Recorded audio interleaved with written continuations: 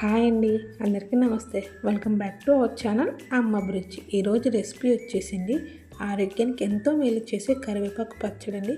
చాలా రుచిగా ఉంటుంది, అంతేకాకుండా ఎక్కువ రోజులు నిల్వ కూడా ఉంటుందండి.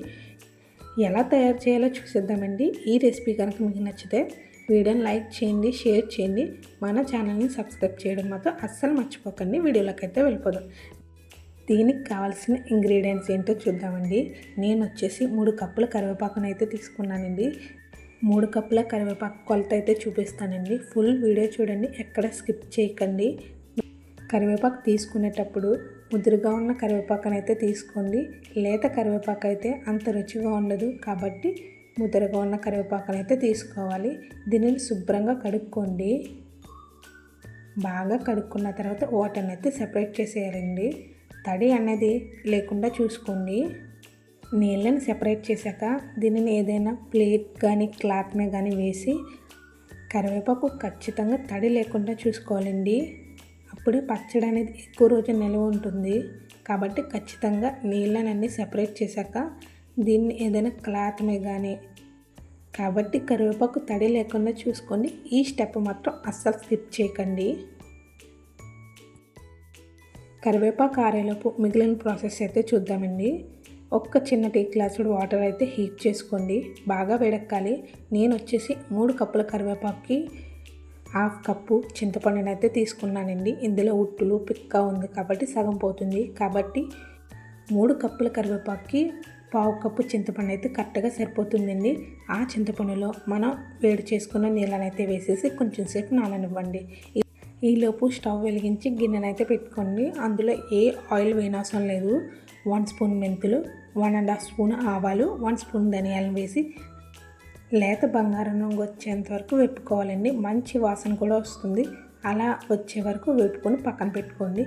ఈలోపు అదే గిన్నెలో 1/2 వంతు నీళ్ళని అయితే వేసుకోండి. నీళ్ళు అనేది ఎక్కువ అవసరం లేదు. అందులోనే 1/2 కప్పు బెల్లాన్ని కూడా వేసానండి. బెల్లం ఖచ్చితంగా వేసుకోవాలండి. పులుపు అనేది ఎక్కువైనా అడ్జస్ట్ అవుతుంది. బెల్లం కరిగితే సరిపోతుందండి, ఎటువంటి పాకం అవసరం లేదు. బెల్లం మొత్తం కరిగిపోయాక స్టవ్ని అయితే ఆఫ్ చేసేయండి.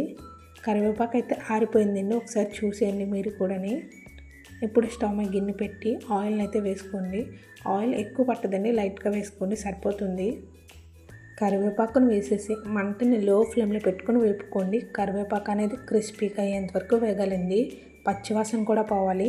కాబట్టి మంటని లో ఫ్లేమ్లో పెట్టుకొని కరివేపాకు అనేది క్రిస్పీగా అయ్యేంత వరకు వేపుకోవాలి. ఇలా చేయడం వల్ల మనం పెట్టుకునే కరివేపాకు పచ్చడి అనేది ఎక్కువ రోజులు నిల్వ ఉంటుందండి. కాబట్టి కరివేపాకు అనేది క్రిస్పీగా అయ్యేంత వరకు వేపుకుంటే సరిపోతుంది. దీనిని కూడా పక్కన పెట్టుకోండి. అదే గిన్నెలో ముందుగా నానబెట్టుకున్న చింతపండును కూడా వేసేయండి. ఈ చింతపండు అనేది మెత్తని గుజ్జులా వచ్చేంత వరకు మంటను లో ఫ్లేమ్లో పెట్టి ఉడకనివ్వండి. బాగా పేస్ట్గా అయిపోవాలి చింతపండు అనేది. ఇలా అయిపోయాక స్టవ్ని అయితే ఆఫ్ చేసుకోండి. దీనిని కూడా సెపరేట్ చేసేయండి. అదే గిన్నెలో ఆయిల్ని అయితే వేసుకోండి. ఆయిల్ కొంచెం ఎక్కువ పడుతుంది.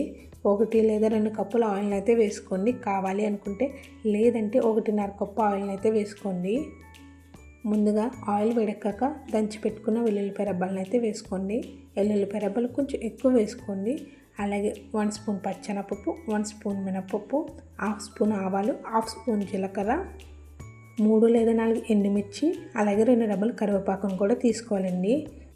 వెల్లుల్లిపాయ రెబ్బలు బాగా వేగాక పచ్చెనపప్పు, మినపప్పు, ఆవాలు, జీలకర్ర వేసి కొంచెం సేపు వేగనివ్వాలి. అవి కూడా వేగాక ఎండుమిర్చి, కరివేపాకును కూడా వేసేయండి. ఇవన్నీ వేగాక స్టవ్ని అయితే ఆఫ్ చేసుకోండి. ఈ పోపు అనేది చల్లారాలి. అప్పుడే మనం కరివేపాకు పచ్చళ్ళు అయితే కలుపుకోవాలండి. వేడిగా ఉన్నప్పుడు అస్సలు కలుపుకోవద్దు. చింతపండులో ఉట్లు ఉన్నాయి కదండి, వాటిని సెపరేట్ చేయడానికి ఇలా జల్లెల్లో పామితే గుజ్జు అనేది సెపరేట్ అయిపోతుందండి. ఈలోపు ఒక మిక్సీ గిన్నెని అయితే తీసుకోండి. ముందుగా వేయించి పెట్టుకున్న వాటిని అయితే వేసేసుకోండి. మెంతులు, ఆవాలు, ధనియాల్ని అవి కొంచెం బరకగా మిక్సీ పట్టాక వేయించి పెట్టుకున్న కరివేపాకును కూడా వేసేయండి. దానిని కూడా కొంచెం మెత్తగా మిక్సీ పట్టుకోండి. ఇందులోనే చింతపండు గుజ్జును అయితే వేసేయండి. అలాగే బెల్లాన్ని కూడా పాకం పెట్టుకున్నాం కదండి, దానిని కూడా వేసేసుకోవాలి. ఈ కరివేపాకు పచ్చళ్ళలో ఐరన్ ఉంటుందండి. యాంటీ ఆక్సిడెంట్లు, ఫైబర్ సమృద్ధిగా ఉంటాయి. జుట్టు ఆరోగ్యానికి ఉపయోగపడుతుంది. జీర్ణక్రియకు కూడా మెరుగుపడుతుందండి. రోగ నిరోధక శక్తిని కూడా పెంచడానికి సహాయపడుతుంది. రక్తహీనత తగ్గించడంలో కూడా తోడ్పడుతుందండి. అందులోనే పావు కప్పు కారాన్ని వేసుకోండి. అలాగే 3 లేదా 4 స్పూన్లు సాల్ట్ని అయితే వేసుకోండి. చూసుకుని వేసుకుందరు కానీ కరెక్ట్గా సరిపోతుందండి. మెత్తగా మిక్సీ పట్టేసుకోవాలండి. దానిని వచ్చేసి ముందుగా వేపి పెట్టుకున్నాం కదండి పోపులు, అదే నూనెలో అయితే వేసేసి మొత్తం కలిసేంత వరకు కలుపుకోవాలండి. దీనిని వేడివేడి అన్నంలో నెయ్యితో కరివేపాకు పచ్చడి వేసి తిని చూడండి, రుచి అయితే చాలా బాగుంటుంది. ఎక్కువ రోజులు కూడా నిల్వ ఉంటుందండి. కావాలి అంటే మీరు ఆయిల్ని వేడి చేసుకుని వేసుకోవచ్చండి. ఆయిల్ ఎక్కువ ఉండాలి, పచ్చడి పాడవకూడదు అంటే ఖచ్చితంగా ఆయిల్ అయితే ఉండాలండి. నేనైతే వేయడం లేదు ఆయిల్ అనేది, నాకైతే కరెక్ట్గా సరిపోతుందండి. కొంచెం సేపు మూత పెట్టి పక్కన పెట్టేయండి. ఊరాక ఆయిల్ అనేది కొంచెం పైకి వస్తుంది. ఈ రెసిపీ మీకు నచ్చినట్టయితే ఒక లైక్ చేయండి. మీ అభిప్రాయాన్ని కామెంట్ సెక్షన్లో తెలియచేయండి.